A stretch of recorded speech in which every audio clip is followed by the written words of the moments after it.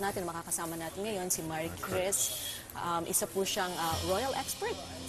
I think it's our interest. I'm a student at the Center for International Education. So ano yung mga expectation na Marie Chris? I think there are many criticisms regarding the wedding. Merong isang article nga saying that the best wedding gift for Prince William and Princess Kate is a reformed monarch. So ang dami talaga nag-react regarding this. Yung mga traditional monarchs na sinasabi nila na bakit daw kailangan maggastos ng British monarchy, dapat sa napakalaking para sa mga royals, samantalang dapat daw i-abolish na monarchy. Tapos ako naman, ang stand ko rin, and the other liberalist, monarchy, ano yan it's evolving. It's responsive naman to the needs of the society. Diba? Just like what Princess Diana, yung legacy niya to the British. Tapos, what's nice is, this wedding of the century is a great opportunity to market Britain. Diba? It's an opportunity for the whole world to see how great Britain is.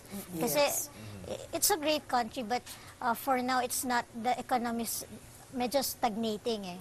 So this wedding is really a boost for them.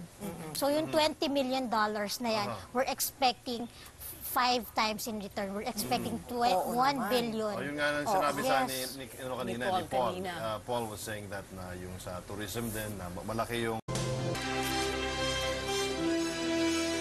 Kayo po mga kapatid ay nakatutok pa rin po sa comprehensive live coverage ng News 5 para sa kasalang Prince William and Princess Catherine na ngayon. Diba? At naku, marami ang nakisawsaw ngayong araw na ito.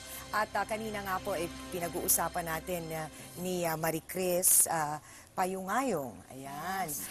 Nabanggit ko sa iyo, 'di ba? Parang sa simula pa lang nung pinaplano pa lang ang kasalan na ito, parang marami nang gustong ipahiwatig si Prince William, na para bang pakiramdam ko, ito yung mga ilang aral sigurong iniwan sa kanya ng nanay niya.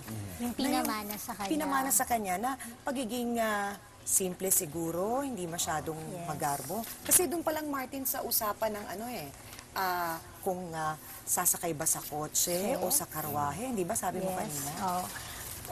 Sa tingin nga namin, I think na yung mismong susuotin ni Kate, di ba? Kung bongga ba, di ba? Or napakasimple. Yes. Tapos the fact na sumakay siya sa kotse before siya pumunta sa simbahan, di ba? Kasi commoner ako eh. I know my place. Tapos after niya paglabas ng simbahan, doon na siya sasakay ng karwahe. So parang nandun may humility doon. At the same time, nakakatuwa nung nagsisay sila ng vows sa isa't isa. Diba? Parang ninangingiti, tapos may spark sa mga mata niya. Pero ibang klaseng commoner yan dahil naka-Rolls Royce. Oo nga. Bigating commoner, may nakalagay na royal. Maganda yung pag-rise ng economic stature ng Middleton family. Diba? They came from a working middle class stock. Di ba ano nga sila? Yung coal miners. Coal miners, yes. Yung mga ninuno. Coal miners. And then if Dorothy Goldsmith. Talagang she pursued for her daughters and son na yung lola ni Kate. Yes, si Dorothy Goldsmith. Hanggang sa naging flight hostess si Carol. Tapos doon niya na na-meet si Michael Middleton. Yes. Tapos hanggang sa natayo nila yung negosyo nila, naging multimillionaire sila. So is this a significant part in... Ito pa rin po mga kapatid ang comprehensive live coverage ng News 5 para nga po sa royal wedding sa kasalan po ni na Prince William at ngayon nga ay Princess Catherine na. Amilin, pag-usapan lang natin kasi alam mo marami sa mga kababaihan ang talagang inantay nila itong wedding gown ni Princess Catherine, hindi ba? Pero bukod dyan, syempre marami rin ang nakapansin na ang gaganda ng kanilang mga sombrero, no? Ng mga hat ng mga bisita. At kahit yung mga kasuotan nila, kung napapansin nila yung mga kulay, parang magkakalapit, hindi ba? Parang, kung tawagin nga nila yun, honeysuckle ang colors, hindi ba? Tanungin lang natin kay Marie Chris, nabanggit mo kanina, yung pagsuot ng headdress o kaya yung hat. May ibig sabihin pala yun. Anong ibig sabihin nun? Bali yung headdress, it shows their economic stature. So it means wealth. The higher and the Okay. bigger the headdress, the hat, it means they're more wealthy. Mas mayaman. So dapat pala, Ameline, Palakihan ko na ito ng hat at palaki yan. pataas. Oo, di ba? Kailangan Oo, mag-ano Manhattan. tayo ng ano. Pero hindi ba dahil kasi it's modern Modern times, times. and baka hindi naman siya ay titignan na lang sa dami ng diamante. Kailangan pa rin ba yung malaki at mataas? O Traditionally, meron na rin bang uso ngayon ganon. na kahit maliit basta tad-tad sa diamonds. Oo.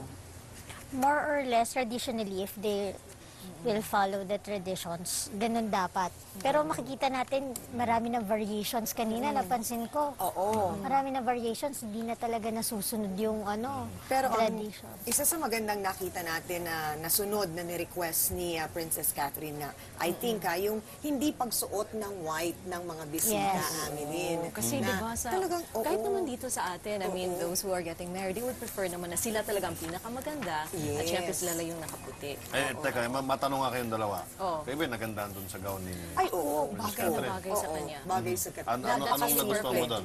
I like it kasi ano siya, nakikita mo talaga yung shape ni Catherine. At saka, it looks sexy because sexy talaga yung kanyang physique. But at the same time, dahil nga sa lace, covered naman siya. Oo. Ay, ikaw, Ako ano? para Very sa soft akin, yung kanyang yung veil. dating nung lace na kanyang sleeves na ganyan, very regal, di ba? And tapos yung kanyang makeup na napakasimple lang, Siya kahit lang yung ang buhok gumawa niya. nun pala. At Siya lang pati ang yung nag-makeup sa sarili. tiara na pinasuot sa kanya, Marie Chris, kung mapapansin mo, napakasimple, di ba? 36. Oo, di ba? Parang hindi siya masyadong magarbong kagaya ng mga ibang mga kinakasal na mga royal, hindi ba? So How talagang about si Paul? Paul, what did you like about the gown?